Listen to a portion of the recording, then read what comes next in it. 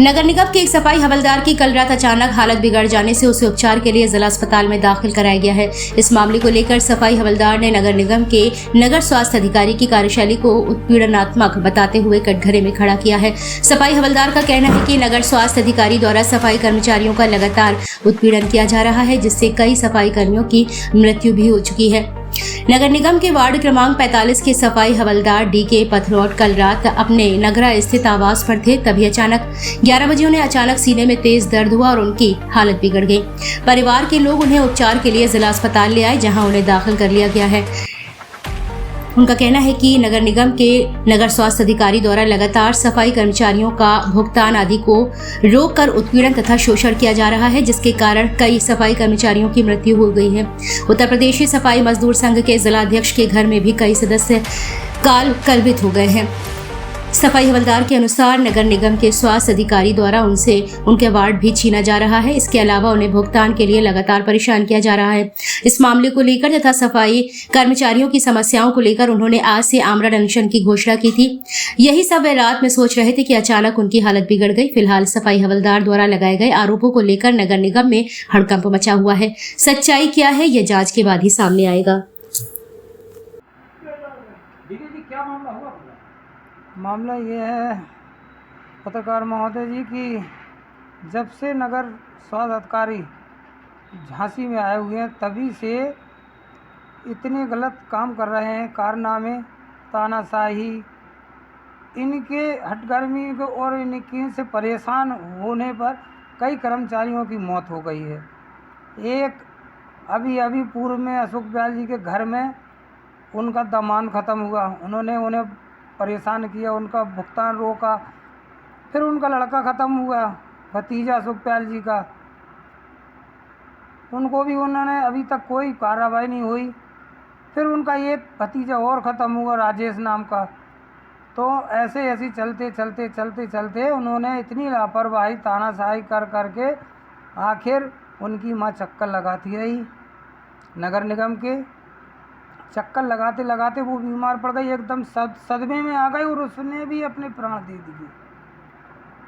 आज तक नगर स्वास्थ्य अधिकारी किसी भी सफाई कर्मचारी के घर पर या कोई भी अधिकारी कर्मचारी, ऑफिस का तो कोई भी एक कर्मचारी मर जाता है तो कंडोलेंस हो जाती है, पूरा ऑफिस बंद हो जाता, परंतु सफाई कर्मचारी कोई मरता है या कोई सफाई कर्मचारी संगठन का वो मरता है, नेता मरता है, आज तक ना ही कंडोलेंस हुई है, ना ही सफाई कर्मचारियों को छुट्टी देने का आदेश हुआ है, ना ही कोई भी अधिकारी उनके सहानुभूति के लिए उनके दरवाजे जाता है। आपके साथ क्या हुआ? मेरे साथ भी यही हुआ कि मैंने इन सारी मांगें उठाई, आवाज़ उठाई कर्मचारी के हित में और भी समस्याओं का समाधान करने के लिए।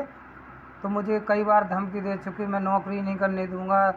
और अभी पूर्व में मेरी बेटी की शादी थी अगले माह, जबकि सबको निमंत्रण कार्ड था, सब अधिकारियों को मालूम है। मैंने EL छुट्टी लगाई थी अपनी बेटी की शादी में 23 तारीख, 10 तारीख से लेकर के मैंने 13 तारीख से लेकर के 23 तारीख तक, यानी कि 10 दिन छुट्टी लगाई। मैंने 23 तारीख में ज्वाइनिंग की, 22 तक छुट्टी ख़त्म करके 23 में मैंने ज्वाइनिंग की, तो डॉक्टर साहब ने मस्टॉल देने से मना कर दिया। अप्रैल का मामला है? हाँ, डॉक्टर साहब ने, ये अभी इसी महीने की बात है। मेरी बच्ची की शादी थी 2 मार्च, उसी दिन कहले अरे वो तुम्हारा वार्ड है, तुम्हारे यही भर्ती होने की वजह है कि मैं बहुत परेशान हूँ इनके द्वारा। और मैंने कई बार डॉक्टर साहब से कहा तो मुझे इतना उत्पीड़न कर रहे हैं, मेरा वार्ड छीनने की कोशिश, छीन ही लिया है। उसके बाद में मुझे नौकरी से भी हटाने की, कहीं कहते ऑफिस अटैच कर देंगे, कहीं कहते सस्पेंड कर देंगे, तुम नेता नगरी ज़्यादा कर। आज घटना ये हो गई कि आज मुझको आमरण अनशन पर बैठना था नगर स्वास्थ्य अधिकारी के खिलाफ में। अचानक में सोचते रात्रि में 11 बजे मुझे एकदम झटका लगा, पसीना आया, सीने में दर्द हुआ, हाँफनी आने लगी, बेहोशी आ गई। मेरे बच्चे उठा के मुझे हल्के गाड़ी में लाए, यहाँ पर भर्ती कराया। मैंने व्हाट्सएप के माध्यम से डाला भी है कि आज का धरना प्रदर्शन इसलिए स्थगित कर दिया गया, स्वास्थ्य ठीक ना होने के कारण। पत्रकार बंधुओं, मेरी आप लोगों से भी यही विनती है, यदि मुझे इस पीरियड में कुछ हो जाए तो इसके जिम्मेवार, मेरी मौत के जिम्मेवार नगर स्वास्थ्य अधिकारी धीरेन्द्र गुप्ता जी होंगे। और मेरी लाश अगर बाई चांस कभी भी मेरे साथ घटना घटती है तो नगर निगम में उन्हीं के ऑफिस के सामने जलाई जाए।